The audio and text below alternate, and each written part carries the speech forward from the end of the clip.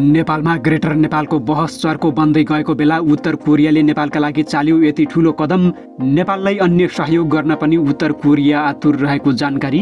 भारतद्वारा नेपालमा सञ्चालित एक समूहले चिनिया राजदूतको विरुद्ध चलायो यस्तो कदम। नेपाल चीन सम्बन्धमा दरार आउन सक्ने विज्ञको चिन्ता। रुसी भाडाको लडाकु समूह वाग्नरका प्रमुख येवगेनी प्रिगोजिनको आयो यस्तो बयान। रुसी राष्ट्रपति पुटिनलाई निशानामा नपारेको घोषणा। प्रकाश सपुतमाथि बोतल प्रहार गर्ने एक व्यक्तिमाथि हालियो मुद्दा। संदिग्ध ती व्यक्ति अध्यागमनको नियन्त्रणमा। र उत्तर कोरियामा 1 लाख युवाले लगाए अमेरिकामाथि मुर्दाबादको नारा। अब आफ्नो बन्दुकको निशाना अमेरिका भएको घोषणा। नमस्कार, ग्रेटर नेपाल टिभीले तयार पारेको अन्तर्राष्ट्रिय न्युजहरूको सङ्गालो ग्रेटर न्युजबाट यहाँलाई हार्दिक स्वागत छ। अब ग्रेटर न्युज विस्तारमा।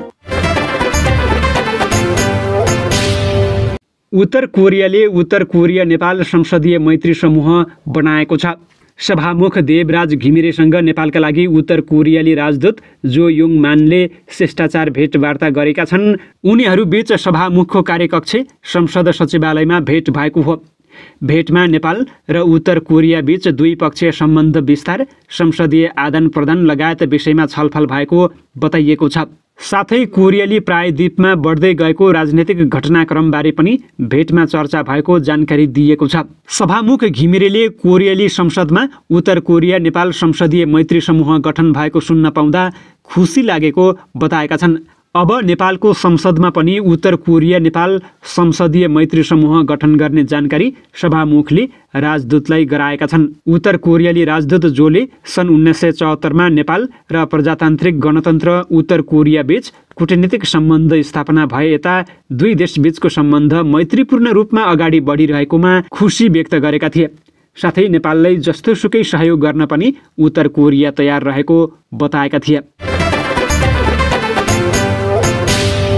भारतले नेपाल सहितको भूभाग समेटेर अखण्ड भारतको नक्सा निकाल्दा र कालापानी, लिपुलेक लगायत नेपालका धेरै क्षेत्रहरू भारतीय अतिक्रमणमा पर्दा चुइक्कसम्म नबोलेको राष्ट्रिय एकता अभियानको भारतद्वारा सञ्चालित एउटा समूहले चिनिया राजदूत छन सोङलाई स्पष्टीकरण सोध्न माग गर्दै सोमबार परराष्ट्र मन्त्री एनपी साउदलाई ज्ञापन पत्र बुझाएको छ।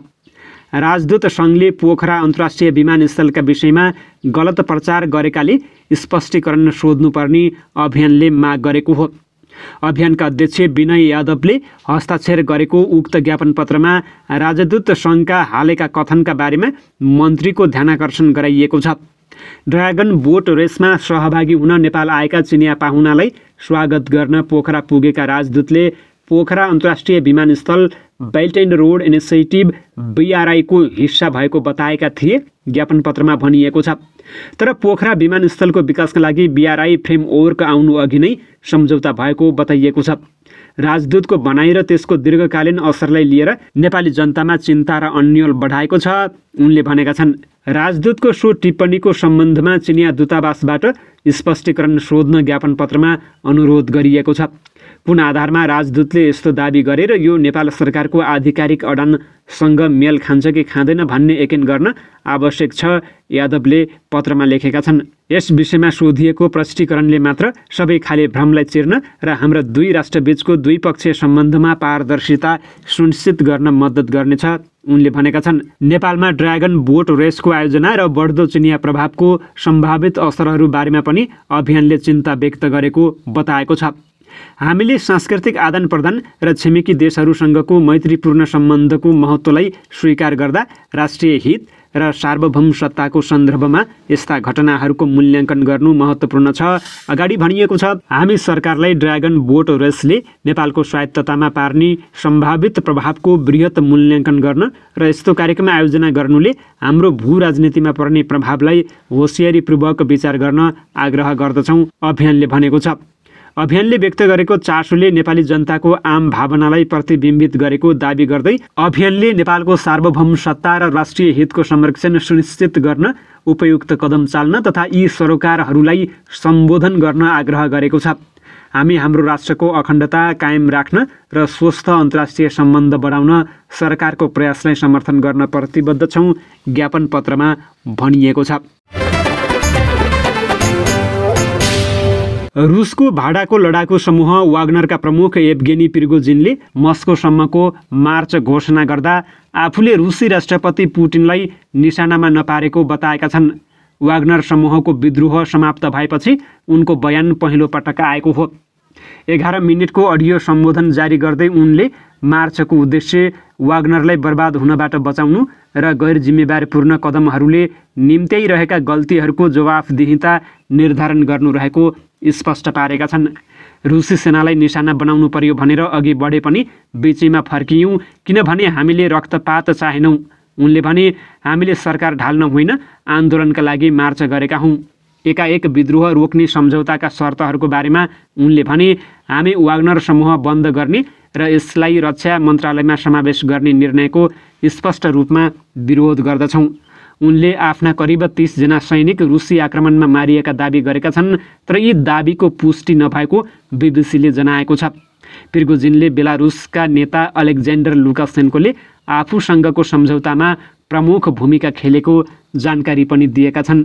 उनका अनुसार लुकासेन्कोले वाग्नरलाई कानुनी रूपमा आफ्नो काम जारी राख्नका लागि उपायहरू खोज्ने प्रस्ताव गरेका थिए। उनले यस सम्बन्धमा धेरै जानकारी दिएनन्। प्रिगोजिनले अडियो सन्देशमा उनी कहाँ छन् भन्ने बताएनन्। यसअघि उनी बेलारुसमा शरण लिन सहमत भएको बताइएको थियो। हालै प्रिगोजिनले रुसी सेना विरुद्ध विद्रोहको घोषणा गरेका थिए। उनको घोषणाबाट तर्सेका रुसका राष्ट्रपति भ्लादिमिर पुटिनले यसलाई पिठ्यूमा चक्कु प्रहारको संज्ञा दिँदै धोका दिनेहरूलाई सफाया गर्ने चेतावनी दिएका थिए। गायक प्रकाश सपुतमाथि बियरको बोतल प्रहार गर्ने नेपाली व्यक्तिलाई कानुनी कारबाहीका लागि रोमानियाको अध्यागमन कार्यालयमा बुझाइएको छ। आयोजक संस्थाका नरेश गिरीका अनुसार ती व्यक्तिलाई अहिले रोमानियाको अध्यागमनमा हिरासतमा राखिएको छ। नेपाली समयअनुसार सोमबार राति भएको उक्त घटना लगत्तै आयोजकले ती व्यक्तिलाई नियन्त्रणमा लिएर अध्यागमनमा बुझाएका थिए। अध्यागमनले अब उनलाई अदालतमा पेश गर्ने जानकारी गिरीले दिएका छन्। अब उनीबारे अदालतले निर्णय गर्नेछ, गिरीले भने। याद नेपाली म्युजिक फेस्टिभल भाग 2 नाम दिएको उक्त कन्सर्टमा गायक सपुतले आफ्नो चर्चित गीत बोलमाया गाउँदै थिए। मादक पदार्थ सेवन गरिएको भनिएका ती व्यक्तिले क्यान बियरको बोतलले प्रहार गर्दा गायक सपुतको अनुहारमा चोट लागेको थियो। ती व्यक्तिको नाम भने खुलाइएको छैन। उक्त समारोहमा 400 को सङ्ख्यामा नेपालीको सहभागिता रहेको जनाइएको छ। कन्सर्टमा सहभागी हुन नेपालबाट गायक सपुत र प्रीति आले रोमानिया पुगेका थिए। कोरियामा सन् 1950 देखि 1953 सम्म 3 वर्ष गृहयुद्ध चल्यो। जुन 25 सन् 1950 मा सुरु भएको गृहयुद्ध सन् 1953 को जुलाई 27 मा टुङ्गियो। त्यस लगत्तै उत्तर कोरिया र दक्षिण कोरिया 2 राष्ट्रमा विभाजित भए। कोरियाली गृहयुद्ध सुरु भएको दिनको सम्झनामा जुन 25 अर्थात् आइतबार उत्तर कोरियामा 73औं युद्ध वार्षिक उत्सव आयोजना भयो।